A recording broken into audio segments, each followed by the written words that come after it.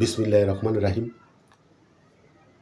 স্বাধীনতার নেতৃত্ব দান করে দল বাংলাদেশ আওয়ামী লীগ, এবং যেই দলটির নেতৃত্বে বাংলাদেশের উন্নয়ন হয়ে সারা পৃথিবীকে চমক লাগিয়ে দিয়েছিল বঙ্গবন্ধু কন্যা শেখ হাসিনা, এবং আমাদেরকে বিশ্বের মানচিত্রে একটি বাংলাদেশ নামক একটা রাষ্ট্র দিয়ে গিয়েছে বঙ্গবন্ধু কন্যা শেখ হাসিনা, বঙ্গবন্ধু শেখ মুজিবুর রহমান। সেই দেশে কিছু কুলাঙ্গার নেতা নামক কলঙ্ক, বঙ্গবন্ধু বলেছিল চাটার দল সব চেটে পেটে খাচ্ছে, ঠিক বঙ্গবন্ধু কন্যা শেখ হাসিনার সময়ও এই চাটার দল বঙ্গবন্ধু কন্যা শেখ হাসিনার আশেপাশে থেকে এমন চেটে পেটে খেয়েছে যে বাংলাদেশকে নিঃশেষ করে দিয়েছে।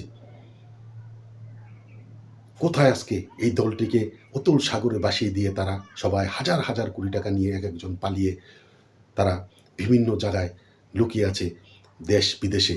কিন্তু এই কোটি কোটি লাখ লাখ এই কর্মীরা আজকে খেয়ে না খেয়ে জেলে মরছে, আত্মীয় স্বজনের বাড়িতে লুকিয়ে এভাবে খেয়ে না খেয়ে তারা এমন একটি দুর্বিষহ জীবন, যেই দুর্বিষহ স্বাধীনতা যুদ্ধের সময়ও কিন্তু আওয়ামী লীগের কর্মীদের এই অবস্থা হয় নাই।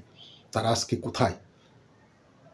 তাদের যে দম্ভ দেখেছি, তারা আওয়ামী লীগের সিনিয়র নেতা যেহেতু পদ ছিল না, যে একটা পদ পেয়েছে সে একটা চোর, পকেট মায়ের ছিনতাইকারী, সে একটা দলের পদ পেয়ে সে এই নেতাদের দাবিদারি করে, তাদের পদলেহন করে, বিভিন্নভাবে অর্থ দিয়ে যেমন মনোনয়ন নিয়েছে, ঠিক তেমনি পদ বাগিয়ে এনে সে তার এমন একটি দম্ভ দেখিয়েছে যে সে পদ পেয়েছে, সেই ওই নির্বাচনী আসনের ওই থানার সে মা বাপ, আর অন্য কেউ না।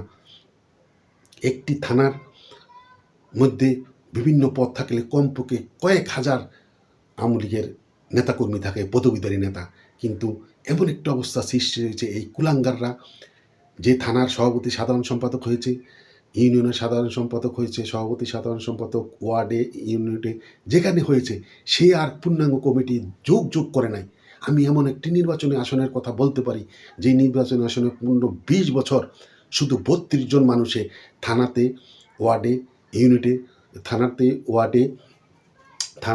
ইউনিয়নে, ওয়ার্ডে, এভাবে এই সভাপতি সাধারণ সব মিলিয়ে তারা 32 জন, এই 32 জনে 20 বছর 15 বছর ওই নির্বাচনী আসনটার মধ্যে ছিল। আর যে হাজার হাজার নেতাকর্মীরা কাজ করেছে, তাদের কুলুর বলদের মতো তাদেরকে খাটিয়েছে, কিন্তু পদ দিবে বলে তাদেরকে 15-20 বছর তাদেরকে অপেক্ষা করিয়েছে।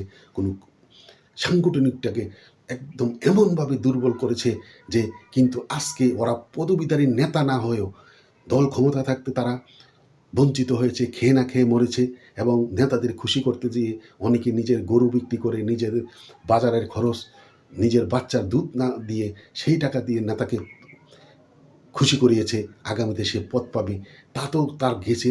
এরপরে এই 2024 সালের 5 আগস্টের পর এরকম লাখো লাখো কর্মীরা আজকে এই কুলাঙ্গারদেরকে বলছি, এই যে নেতা নামের কুলাঙ্গার যারা এই কর্মীদেরকে এই অসত্যের মধ্যে ফেলে দিয়ে আজকে দেশ বিদেশে থেকে তারা হাজার হাজার কোটি টাকা আরাম আয়েসে আছে, তারা কি কোনদিন খবর রেখেছেন কর্মীদের?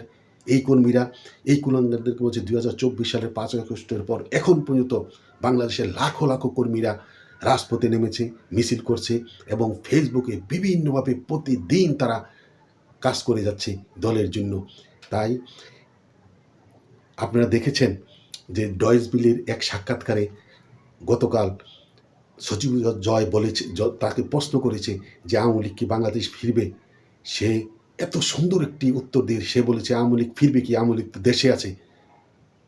তাই সবাইকে স্মরণ করিয়ে দিতে চাই, যারা আমার কথা শুনছেন, আওয়ামী লীগের নেতা নামের কিছু কলঙ্কময় কিছু কুলাঙ্গার, যারা অর্থবিত্তর মালিক হয়েছে এই অনৈতিক কাজকর্ম করে এবং দুর্নীতি করে, তারা পালিয়ে গেছে।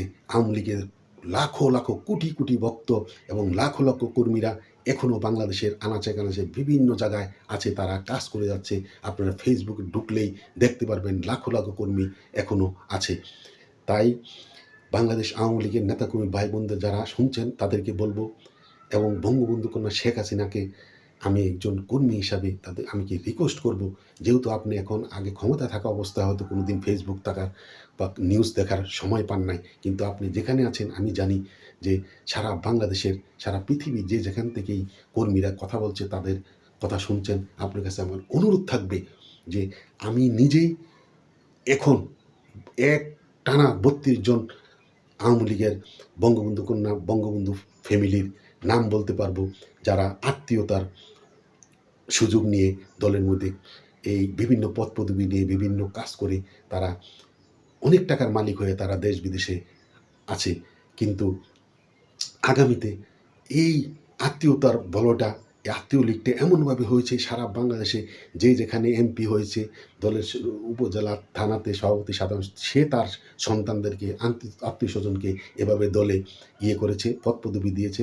নেতার ছেলে নেতা হয়েছে, এই এমপির ছেলে এমপি হয়েছে, মন্ত্রীর ছেলে এমপি হয়েছে। এভাবেই যে ইয়েটা আছে, বঙ্গবন্ধু কোনো প্রিয়নীতি শেখ হাসিনা, আপনার কাছে অনুরোধ থাকবে যে ভবিষ্যতে আগামীতে আমরা আবার কিন্তু খুব সহসাই ৭৫-এর পর যে ২১ বছর অপেক্ষা করতে হয়েছে সেটা হবে না, হয়তো আমাদের ৪-৫ বছর অপেক্ষা করতে হবে। কিন্তু আপনার কাছে অনুরোধ থাকবে, এই পরিবারতন্ত্র, এই আওয়ামী লীগ কিন্তু কোনো পরিবারের না, বঙ্গবন্ধু কিন্তু সারা বাংলাদেশের আওয়ামী লীগের নেতাকর্মীদের হৃদয়ে আছে।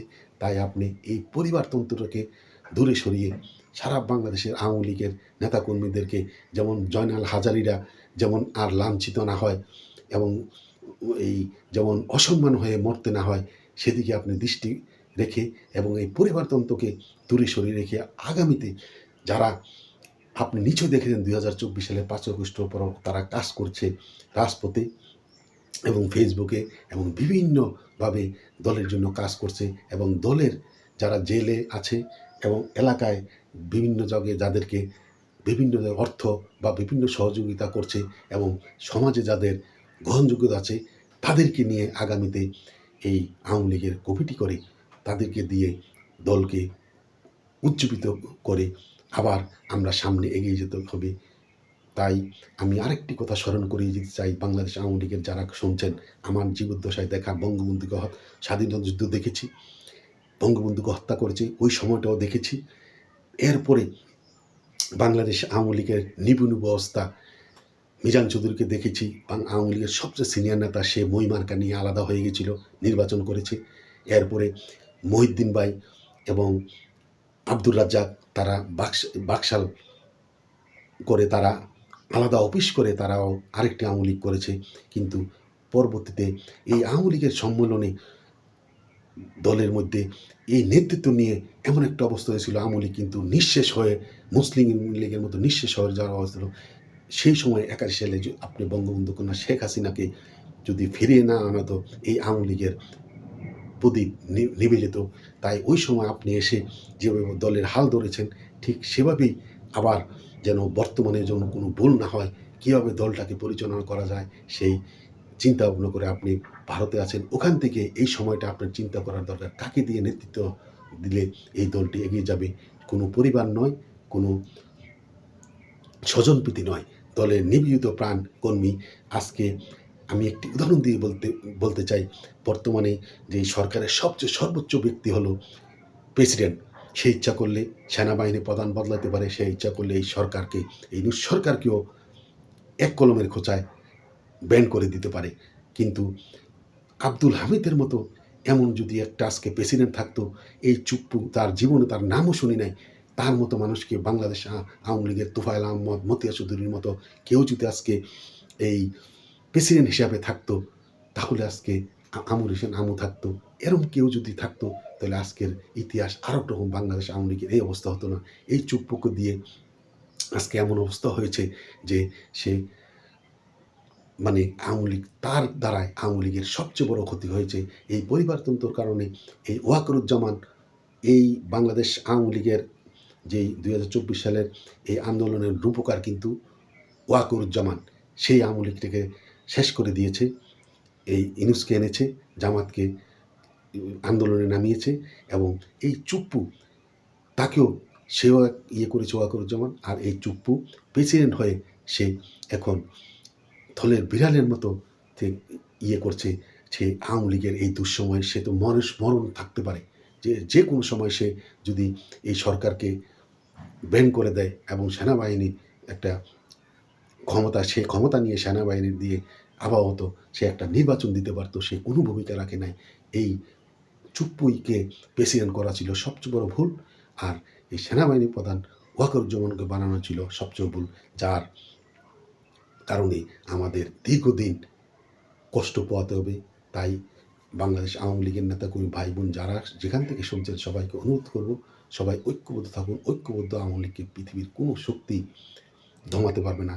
বিজয় আমাদের আসবে ইনশাল্লাহ। আর বেশি দিন নাই, আমরা সহসাই রাজপথে আবার অতীতের মতো নেমে আন্দোলন, উত্তাল তরঙ্গের মতো আন্দোলন করে আমরা আবার স্বাধীনতার পক্ষের শক্তিকে সবাইকে ঐক্যবদ্ধ করে বাংলাদেশ আওয়ামী লীগকে আবার ক্ষমতায় এনে আবার পৃথিবীতে মানচিত্রে পৃথিবীতে বাংলাদেশ একটি উন্নয়নশীল দেশ এবং উন্নয়নের দিকে আমরা ধাবিত হব।